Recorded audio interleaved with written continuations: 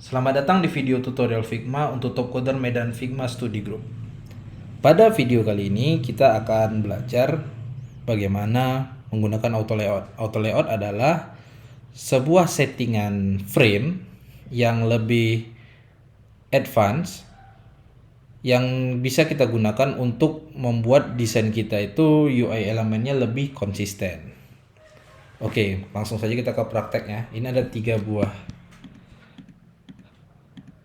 lingkaran ya, 3 buah lingkaran ini kita mau jadikan auto layout. Caranya gampang, tinggal drag kemudian ubah menjadi auto layout dengan tekan shift A di keyboard atau dengan memilih dari property panel seperti ini. Nah, ini udah jadi langsung auto layout ya. Kemudian teman-teman, kita akan jelaskan sedikit tentang panel properties panel auto layout yang basicnya di sini.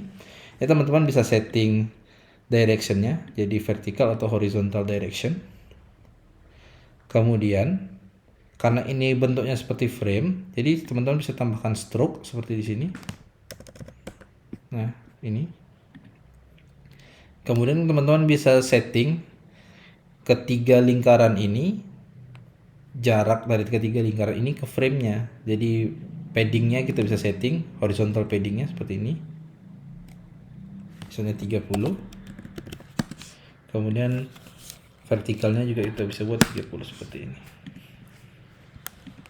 Kemudian directionnya teman-teman bisa atur-atur nih. Berikutnya juga untuk ngatur margin antar elemennya, teman-teman bisa setting dari property panel seperti ini, misalnya 30 teman-teman mau buat. Atau teman-teman bisa double klik. Teman-teman arahkan di sini ya.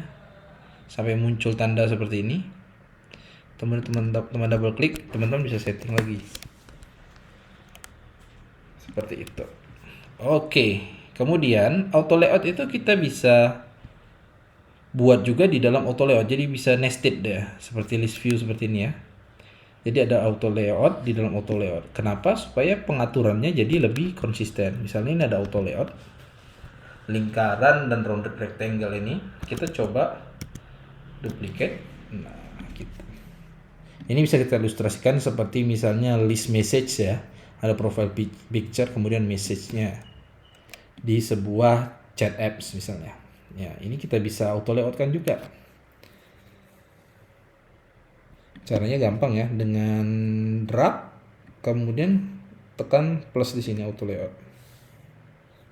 Atau dengan shift A seperti tadi ya, shift A. Jadi auto layout, kemudian teman-teman bisa atur lagi propertiesnya seperti itu.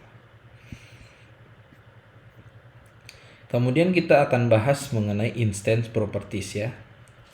Jadi auto layout itu kita bisa setting tuh ukuran frame-nya itu mengikuti konten, mengikuti jumlah besaran konten atau fix. Fix itu ya kita bisa tentukan besaran auto layout-nya seperti itu. Hook itu adalah mengikuti jumlah konten. Jadi misalnya rectangle-nya ini saya buang, nah dia akan menyesuaikan dengan ukuran kontennya. Kemudian ada lagi namanya properties. Di dalam sebuah auto layout ada properties namanya fill dan fix. Nah, property fill dan fix ini untuk elemen-elemen di dalam auto layout ini gunanya adalah yang fill, teman-teman bisa buat settingannya agar elemen ini ngikutin besarnya konten. Misalnya kontennya ini kita buat fix ya. Jadi ukurannya itu nggak ngikutin isi konten di dalam auto layoutnya, tapi ukurannya kita fixkan. Nah, misalnya kita mau tambah ukurannya, otomatis frame yang kalau kita setting fill, dia akan ngikutin ukuran dari auto layout kita. Tapi kalau misalnya kita fixkan widthnya, nah itu 132, dia akan apa? Dia tidak akan mengikuti ukuran dari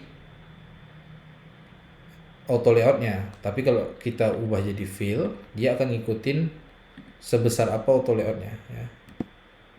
Dia akan ngikutin dia. Gitu. Itu untuk properties yang ada di dalam auto layout ya. Kemudian juga kita bisa setting panel untuk spacingnya. Kemudian kita bisa juga setting alignmentnya seperti ini. Teman-teman bisa setting alignmentnya. Mau top left alignment, mau top center, top right, mau center bottom. Nah, bisa teman-teman setting dari sini. Seperti itu. Kemudian juga ada namanya absolute position. Absolute position ini adalah bagaimana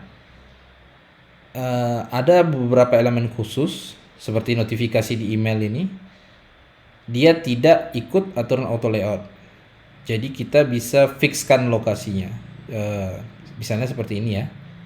Icon 25 ini kita bisa klik absolute position. Dia nggak ngikut auto layout nih. Dia nggak ngikut aturan auto layout. Bisa di mana aja saya letak. Gunanya adalah supaya kita bisa setting elemen-elemen khusus nih, misalnya seperti notifikasi di bawah ini. Oke, begitu tutorial saya mengenai auto layout. Semoga teman-teman bisa explore lagi dan coba gunakan pada desain yang teman-teman buat. Terima kasih, sampai jumpa di materi berikutnya.